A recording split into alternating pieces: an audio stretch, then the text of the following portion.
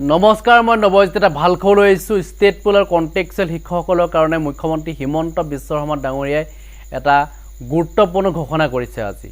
ইতিমধ্যে আপোনালোকে জানে যে কণ্টেক্সুৱেল আৰু ষ্টেট পুলৰ শিক্ষকসকলক স্পেচিয়েল ৰিক্ৰুইটমেণ্টৰ যোগেদি নিযুক্তি দিবৰ কাৰণে ইতিমধ্যে চৰকাৰখনে আগবাঢ়িছে। এই খবৰটো আপোনালোকে নিশ্চয় জানে আৰু তেওঁলোকৰ কাৰণে ইতিমধ্যে আবেদন কৰিবৰ কাৰণে নটিচ জাৰি কৰিছিলে। বহুতেই আবেদন কৰিলে, কিছুমানে হয়তো আবেদন কৰা নাই।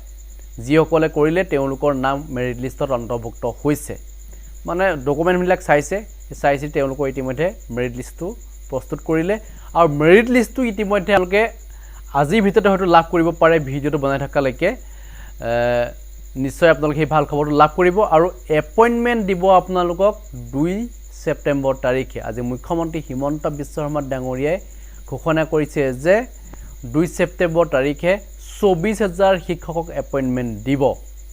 কি কৈছে আজি মুখ্যমন্ত্ৰী হিমন্ত বিশ্ব শৰ্মা ডাঙৰীয়াই, সেই মন্তব্য শুনাব বিচাৰিছোঁ। অহা 2 তাৰিখে আমাৰ বাবে আৰু এক প্ৰাপ্তিৰ দিন। ৰাজ্যৰ শিক্ষামন্ত্ৰী হৈ থকা অৱস্থাত সৰ্বশিক্ষা অভিযানত আমি বহুত শিক্ষকৰ নিযুক্তি দিছিলোঁ। প্ৰায় 35,000 শিক্ষকে এতিয়াও সৰ্বশিক্ষা অভিযানত কাম কৰে। বহু সময়ত বহু লোকে প্ৰশ্ন কৰিছিল, এওঁলোকৰ চাকৰি নাথাকিব, এওঁলোকৰ চাকৰি গুচি যাব। 2011-12 চনৰ পৰাই এনেকুৱা বিতৰ্কই আমাৰ সমাজ জীৱনখনক আক্ৰান্ত কৰি আহিছিলে। অহা 2 তাৰিখে আমি যোগ্য বুলি বিবেচিত প্ৰায় 24,000 শিক্ষকক চৰকাৰৰ আওতালৈ আনিম। অৰ্থাৎ এওঁলোক এতিয়াৰ পৰা চৰকাৰী শিক্ষক হ'ব।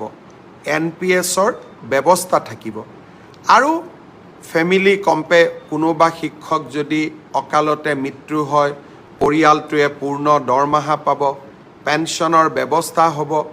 এটা তেওঁলোকে জীৱনত নতুন নিৰাপত্তা পাব।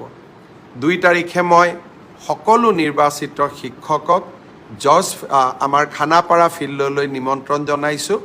তাতে আমি নিয়োগ পত্ৰসমূহ বিতৰণ কৰিম।